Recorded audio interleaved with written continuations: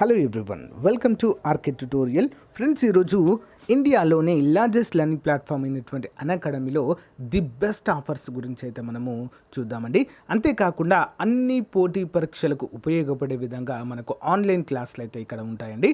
ముందుగా free class వినండి, మీకు నచ్చితే సబ్స్క్రిప్షన్ కూడా తీసుకోవచ్చు. మరి ఇక్కడ మనం చూసినట్లయితే లక్ష్యం పేరుతో స్పెషల్ బ్యాచ్ అండి. So with tips and tricks group 1 group 2 కోసము 11వ తారీఖు ఎండోమెంట్ పేపర్ 2 పైన మాక్ టెస్ట్ సిరీస్ అండి. 150 మార్కులకు గాను ఉంటుంది ఇది.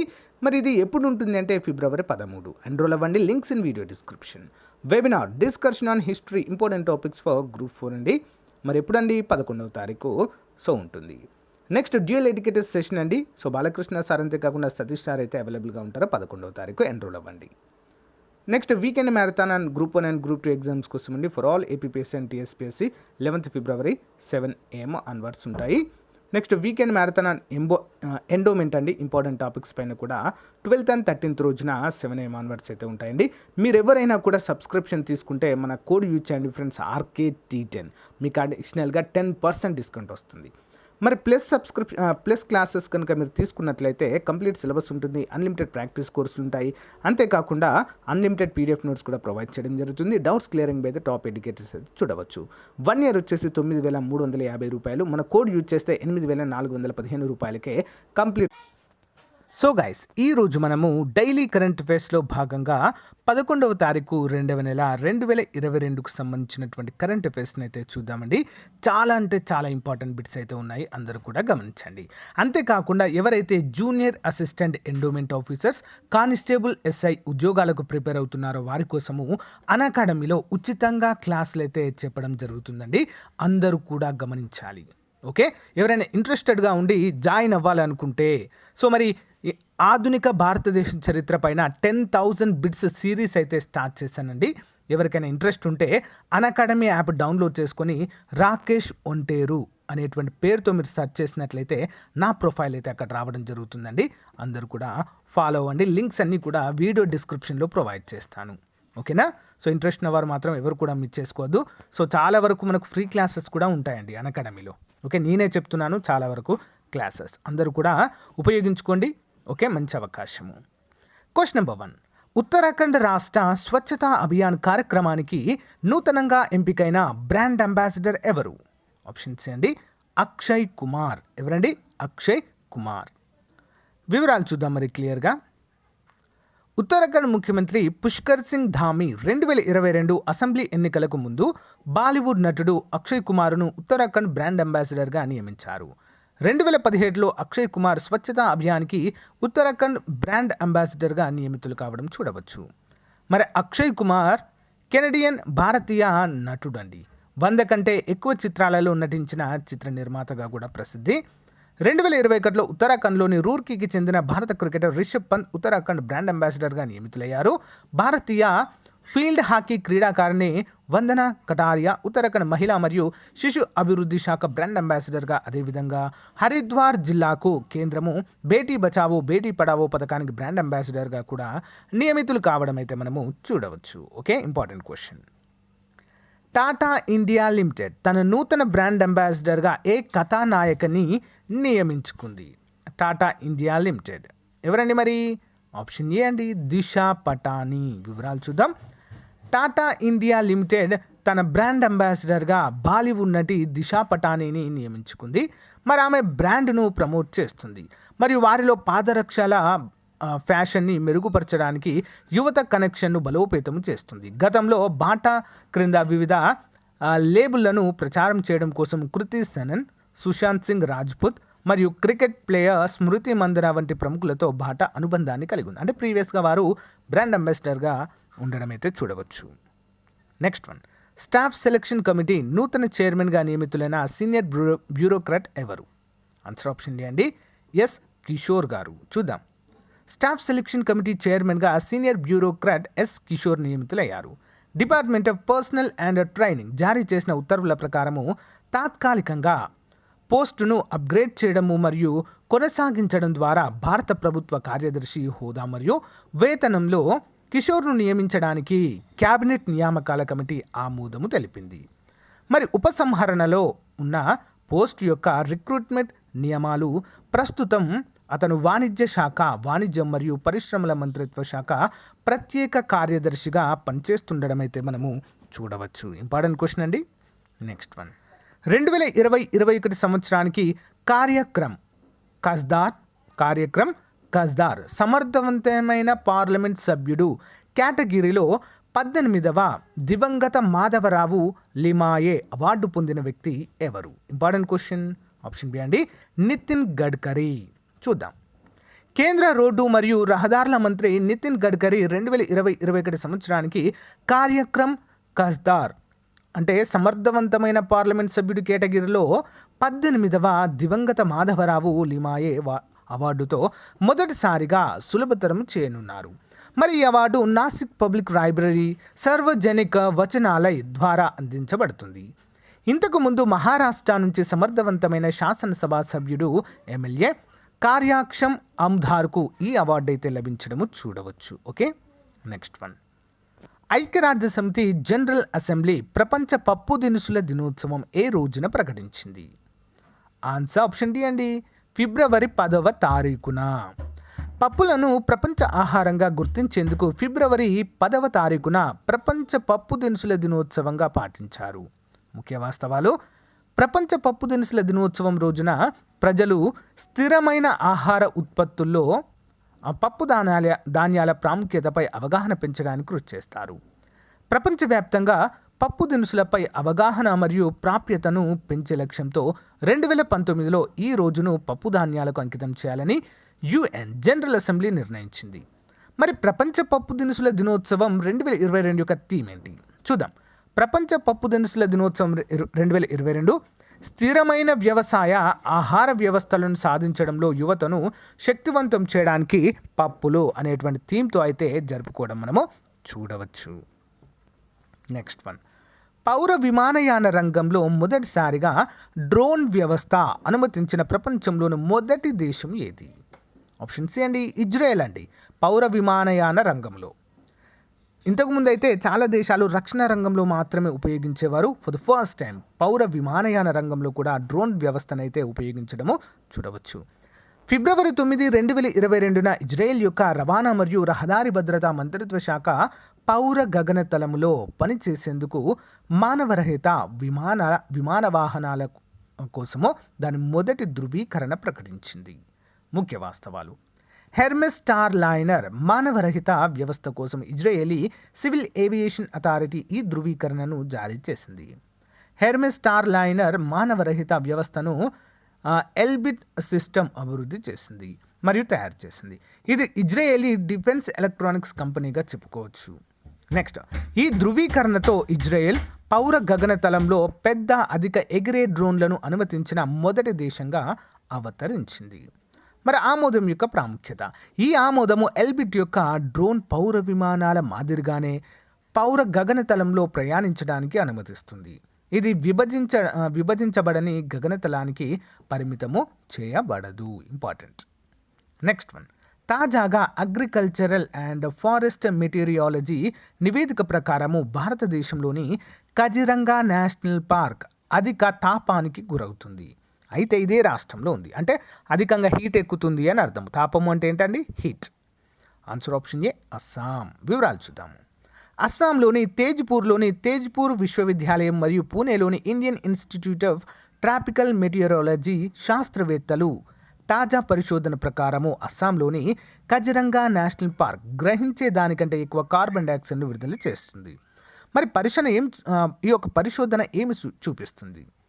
పరిశోధన ఫిబ్రవరి 9, 2022న అగ్రికల్చరల్ అండ్ ఫారెస్ట్ మెటీరియాలజీ జర్నల్లో ప్రచురించబడింది. మరి పరిశోధన ప్రకారము భూమి మరింత వేడెక్కుతున్నందున కజిరంగా నేషనల్ పార్క్ కార్బన్ను గ్రహించే సామర్థ్యము మరింత తగ్గుతుంది. మరి ఈ ప్రాంతంలో వర్షపాతం తగ్గడం వల్ల ఈ సామర్థ్యము ప్రధానంగా తగ్గుతుందన్నట్లుగా తెలుస్తుంది. ఇంకా కజిరంగా నేషనల్ పార్క్ ఆకురాల్చే అడవుల ప్రత్యేక నేల కారణంగా అది గ్రహించిన దానికంటే ఎక్కువ కార్బన్ను విడుదల చేస్తుంది. మట్టిలో బ్యాక్టీరియా యొక్క భారీ జనాభా ఉంది, అంటే ఎక్కువ బ్యాక్టీరియాలు ఉన్నాయి. ఇది శ్వాసక్రియ సమయంలో కార్బన్ డైఆక్సైడ్ను విడుదల చేస్తుంది. ఇది ఇతర జీవులు మరియు చెట్ల ద్వారా విడుదలయ్యే కార్బన్ డైఆక్సైడ్కు కూడా జోడించబడుతుంది అధికంగా. ఓకే, నెక్స్ట్ వన్, పాఠశాలల్లో మౌలిక సదుపాయాల కల్పనకు నాన్నా షేలే నాన్నా కొడుకే పేరుతో యాప్ను అభివృద్ధి చేసిన రాష్ట్రం. Option C Karnataka. కర్ణాటకలోని ప్రైమరీ మరియు సెకండరీ ఎడ్యుకేషన్ డిపార్ట్మెంట్ నాన్నా షేలే నాన్నా కొడుకే పేరుతో యాప్ను అభివృద్ధి చేసింది.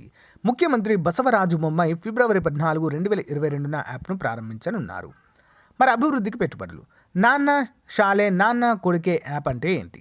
ప్రభుత్వ పాఠశాలల్లో మౌలిక సదుపాయాల అవసరాలు, వినికిడి సాధనాల సరైన వినియోగము, ఉపాధ్యాయుల కొరత మరియు కార్పొరేట్ సామాజిక బాధ్యత, ఓకేనా, కార్పొరేట్ సోషల్ రెస్పాన్సిబిలిటీ అనేటువంటి పేరుతో పిలుస్తాము. మరి వీటిలో నిధుల వినియోగంలో సహాయం చేయడానికి నాన్నా షేలే నాన్నా కొడుకే app, my school my contribution and ఇంగ్లీష్లో దీన్ని ఏమంటారు, వారి యొక్క కన్నడ భాషలో అయితే ఆ విధంగా పిలుస్తారు, ఇంగ్లీష్లో అయితే my school my contribution app ప్రారంభించబడుతుంది. ఓకే, మరి యాప్ కర్ణాటకలోని పాఠశాలలు మరియు పాఠశాల విద్యను మెరుగుపరచడానికి పనిచేస్తున్న సుమారు 800 సంస్థల్లోని అనేక విభాగాలకు సహాయాన్ని అందిస్తుంది. నెక్స్ట్ వన్, ప్రపంచంలోనే అత్యంత ఎత్తులో పొడవైన హైవే టర్నల్గా వరల్డ్ బుక్ ఆఫ్ రికార్డ్స్ సొంతం చేసుకున్న అటల్ టర్నల్ ఎక్కడ ఉంది? ఇటీవల రికార్డు వచ్చిందండి. ఆప్షన్ ఏ పిర్ పంజాబ్ శ్రేణిలో ఉంది. చూద్దాం. అటల్ టర్నల్ అధికారికంగా వరల్డ్ బుక్ ఆఫ్ రికార్డ్స్ ద్వారా 10,000 అడుగుల పైన ఉన్న ప్రపంచంలోనే అత్యంత పొడవైన హైవే టర్నల్గా ధృవీకరించబడింది. మరి అటల్ టర్నల్ అనేది లే టు మనాలి హైవే తూర్పు పిర్ పంజాబ్ హిమాలయ శ్రేణిలో రోహతాంగ్ పాస్ క్రింద నిర్మించబడిన హైవే సొరంగము. ఇది దాదాపు 9.02 కిలోమీటర్ల పొడవుతో ప్రపంచంలోనే 10,000 అడుగుల పైన ఉన్న పొడవైన highway single tube tunnel. World book of records UK అనేది ఉత్తరాఖండ్ అనేది ప్రపంచవ్యాప్తంగా ప్రామాణికమైన ధృవీకరణతో అసాధారణ రికార్డులను జాబితా చేసే ధృవీకరించే సంస్థ యూకే. ఓకేనా, వరల్డ్ బుక్ ఆఫ్ రికార్డ్స్ యూకేలో ఉంది ఇది. ఓకే, నెక్స్ట్ వన్, భారతదేశంలోని ఏ కేంద్రపాలిత ప్రాంతము మొట్టమొదటిసారిగా నేషనల్ సింగిల్ విండో సిస్టమ్ ఏకీకృతం చేసిన మొదటి ప్రాంతం అయింది? ఏ కేంద్రపాలిత ప్రాంతం? ఆన్సర్ వచ్చేసి ఆప్షన్ డి అండి, జమ్మూ కాశ్మీర్. జమ్మూ మరియు కాశ్మీర్ నేషనల్ సింగిల్ విండో సిస్టంతో ఏకీకృతం చేసిన మొదటి కేంద్రపాలిత ప్రాంతంగా అవతరించింది. ఇది యూనియన్ టెరిటరీలో ఈజ్ ఆఫ్ డూయింగ్ బిజినెస్ ఒక పెద్ద పురోగతిని సూచిస్తుంది. జమ్మూ కాశ్మీర్ లెఫ్టినెంట్ గవర్నర్ మనోజ్ సిన్హా ఎన్ఎస్డబ్ల్యూఎస్తో అనుసంధానించబడిన Jammu and Kashmir single window clearance సిస్టమ్ని అయితే ప్రారంభించారు. So NSWS India industrial land బ్యాంక్తో అనుసంధానించబడి ఉంది. ఇది జమ్మూ కాశ్మీర్ యొక్క 45వ పారిశ్రామిక పార్కులను నిర్వహిస్తుంది.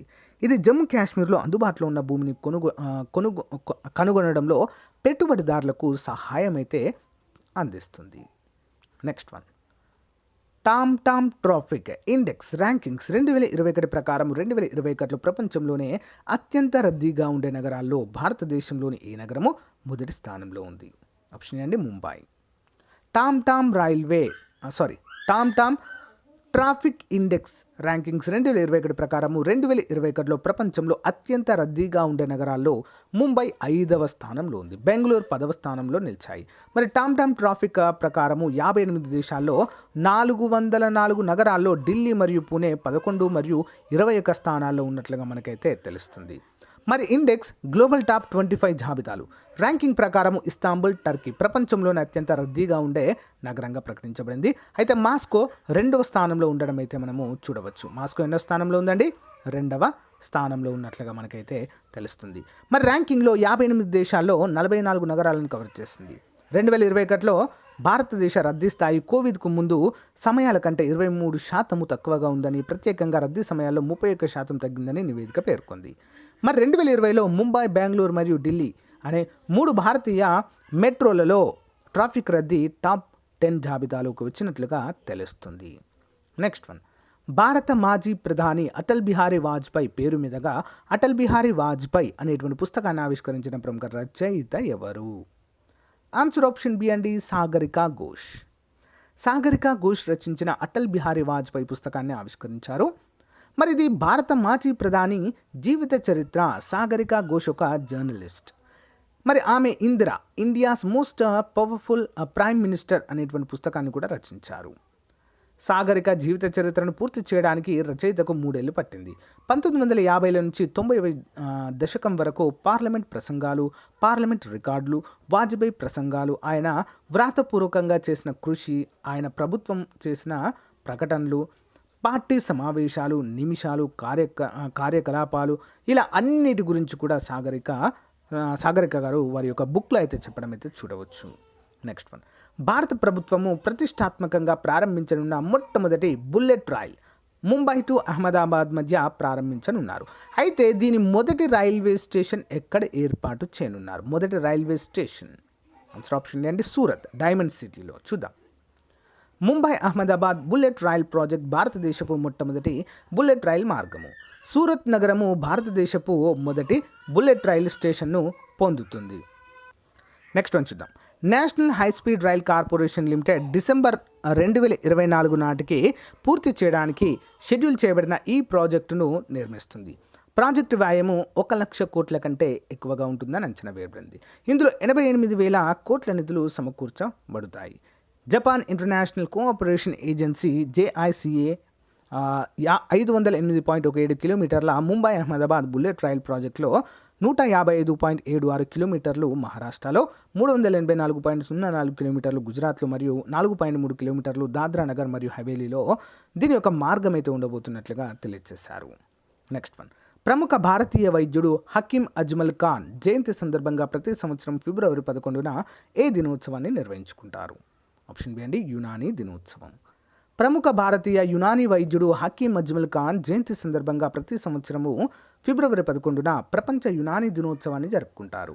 హైదరాబాద్లోని central research institute of Unani మెడిసిన్లో 2017లో మొదటి యునానీ దినోత్సవాన్ని జరుపుకున్నారు. మరి యునానీ వైద్య విధానం ద్వారా ప్రపంచవ్యాప్తంగా దాని నివారణ తత్వశాస్త్రం ద్వారా హెల్త్ కేర్ డెలివరీ గురించి ప్రజలలో అవగాహన మరియు చర్యను వ్యాప్తి చేయడమే ప్రధాన లక్ష్యంగా మనము చెప్పుకోవచ్చు. Next one, reserve bank of India ద్రవ్య విధాన కమిటీ వరుసగా 10వసారి ద్రవ్య విధాన కమిటీ రెపో రేట్ ఎంత శాతంగా నిర్ణయించింది? ఆన్సర్ ఆప్షన్స్ అండి, 4%. వివరాలు చూద్దాం. Reserve bank of India governor Shaktikanta Das నేతృత్వంలోని రిజర్వ్ బ్యాంక్ ఆఫ్ ఇండియా ద్రవ్య విధాన కమిటీ వరుసగా 10వసారి రెపో రేట్ను 4% వద్ద యథాతథంగా ఉంచింది.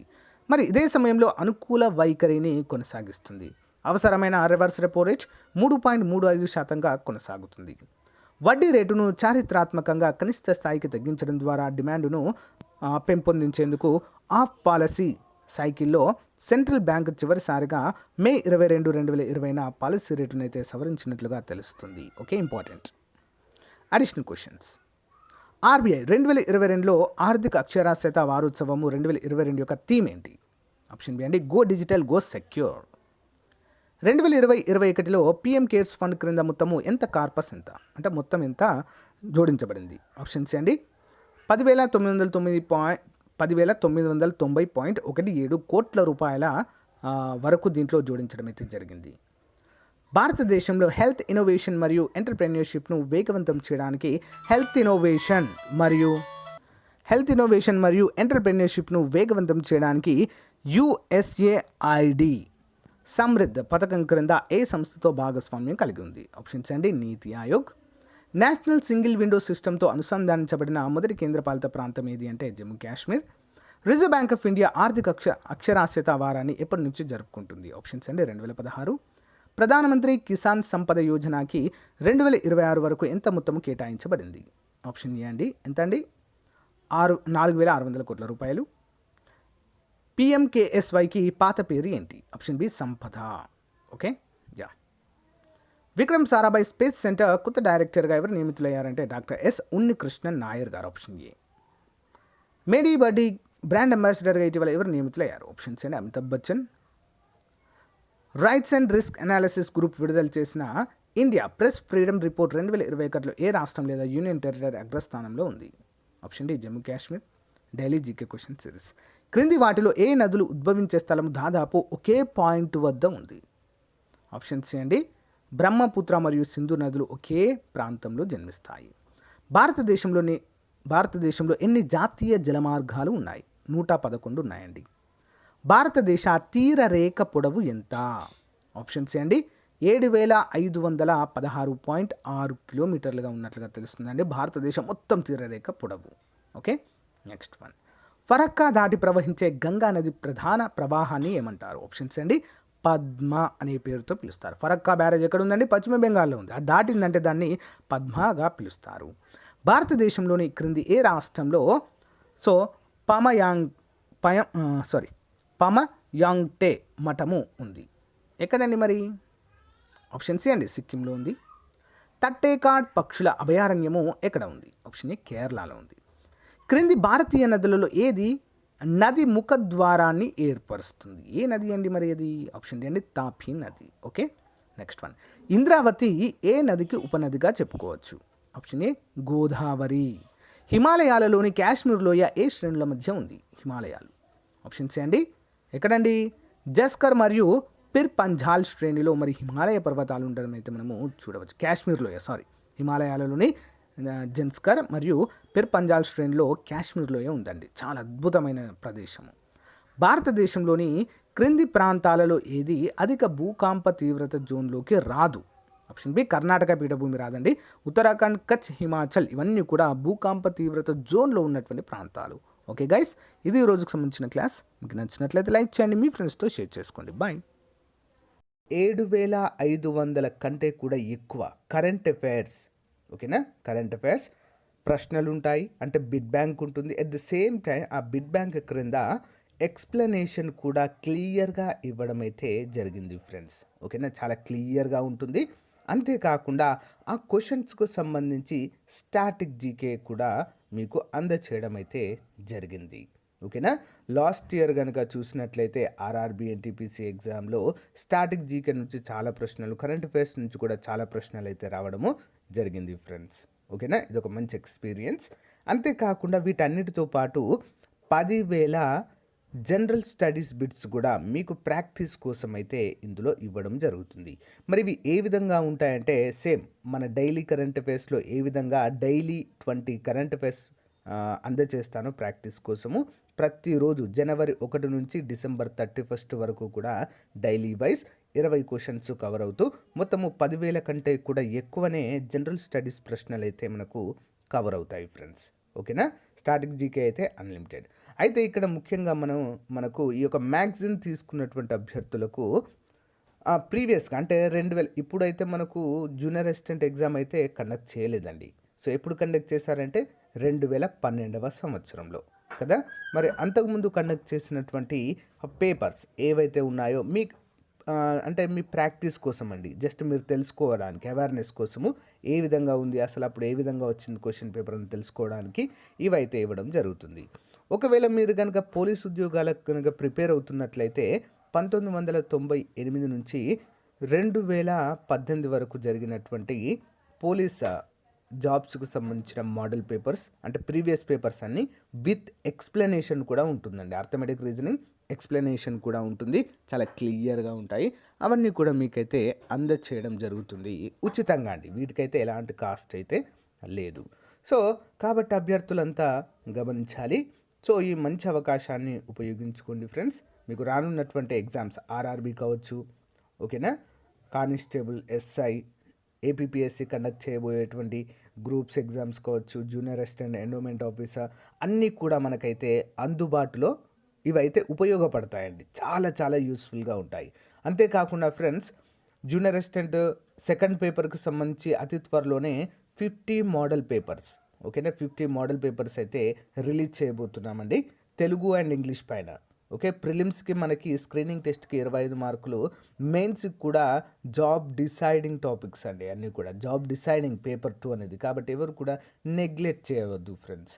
సో నోటిఫికేషన్స్ అయితే మనకు కంపల్సరిగా రాబోతున్నాయండి. సో ఇప్పటి నుంచి మనం ప్రిపేర్ అయినా కూడా మనం గెట్ ఆన్ అయ్యేటువంటి అవకాశం అయితే ఉంటుంది ఫ్రెండ్స్. ఓకేనా, చాలామంది నోటిఫికేషన్ వచ్చాకే చదువుతామని చెప్పేసి వెయిట్ చేస్తున్నారు. సో కానీ చాలామంది ఎప్పటి నుంచో ప్రిపేర్ అవుతూనే ఉన్నారండి. అందరికీ కూడా ఒకటే, సో ఇప్పటి నుంచి అయినా కూడా మీ యొక్క ప్రిపరేషన్ అనేది కంటిన్యూస్గా చేయడానికి ట్రై చేయండి ఫ్రెండ్స్. ఓకేనా, దాని ద్వారా ఏమవుతుందంటే ఇప్పటికైనా మీరు గెట్ ఆన్ అవ్వచ్చు. సో మరి మన యొక్క మ్యాగజైన్ ఏ విధంగా తీసుకోవాలి అని చూసినట్లయితే సో మీకు ఒక నంబర్ ప్రొవైడ్ చేస్తానండి, 9030362853. మరి ఈ నంబర్కి మీరు కనుక 150 రూపీస్, 150 రూపాయలు గూగుల్ పే కానీ ఫోన్పే కానీ పే చేసి సో ఆ స్క్రీన్ షాట్ని అదే నంబర్కి 9030362853 అనేటువంటి నంబర్కి మీరు వాట్సప్ చేయగలిగినట్లయితే, ఓకేనా, నంబర్ ఇక్కడ రాస్తాను చూడండి.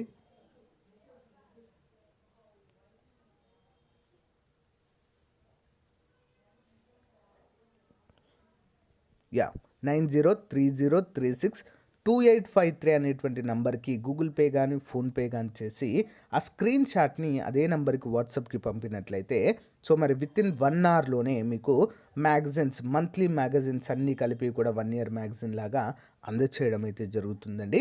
సో మీకు ఇష్టం వచ్చినప్పుడు వాటిని అయితే చదువుకోవచ్చు. ఓకేనా, చాలా చాలా పర్ఫెక్ట్ మెటీరియల్ అయితే అందచేయడం జరుగుతుందండి. ఇందులో మన స్టేట్కి 2 స్టేట్స్కి సంబంధించినవి, ఏపీ తెలంగాణకు సంబంధించినవి, national current affairs, international current affairs, so ఇలా అన్నీ కూడా ఉంటాయండి. వార్తల్లోని వ్యక్తులు, స్పోర్ట్స్కి సంబంధించిన ఇన్ఫర్మేషన్, సైన్స్ అండ్ టెక్నాలజీకి సంబంధించిన ఇన్ఫర్మేషన్ అన్నీ కూడా కవర్ చేసి మీకు అయితే అందచేయడం జరుగుతుంది. మన డైలీ కరెంట్ అఫైర్స్ ఫాలో అవుతున్న వారికైతే చాలామందికి తెలుసండి మన కరెంట్ అఫైర్స్ ఏ విధంగా ఉంటాయి, ఏ స్టాండర్డ్లో వాటిని అందచేయడం జరుగుతుంది అనేది చాలామందికి తెలుసు. ఎవరైనా కొత్త వాళ్ళు కనుక చూస్తున్నట్లయితే సో మరి ఏ విధంగా ఉంటాయి అసలు కరెంట్ అఫైర్స్, మనం తీసుకునే మ్యాగజైన్ ఏ విధంగా ఉంటుందని తెలుసుకోవాలనుకుంటే మాత్రం ఒక్కసారి మన ప్లేలిస్ట్లో ఉన్నటువంటి డైలీ కరెంట్ అఫైర్స్ చూడండి, కంప్లీట్గా మీకు ఐడియా అయితే వస్తుంది. అర్థమైంది కదండి. ఇది ఏ విధంగా తీసుకోవాలనేది నేను ప్రొవైడ్ చేసినటువంటి 9030362853 అనేటువంటి నెంబర్కి గూగుల్ పే కానీ ఫోన్పే కానీ 150 రూపీస్ చేసి అదే నెంబర్కి మీరు స్క్రీన్ షాట్, ఆ పేమెంట్ స్క్రీన్ షాట్ని నాకు పంపినట్లయితే 1 అవర్లో మీకు పంపిస్తాను. డిస్క్రిప్షన్లో నెంబర్ కూడా ఇస్తానండి, ఒకసారి చూడండి. ఓకేనా, ఆల్ ది బెస్ట్ అండి. Once again I wish you happy new year to you and your family. Thank you guys, by, all the best to everyone.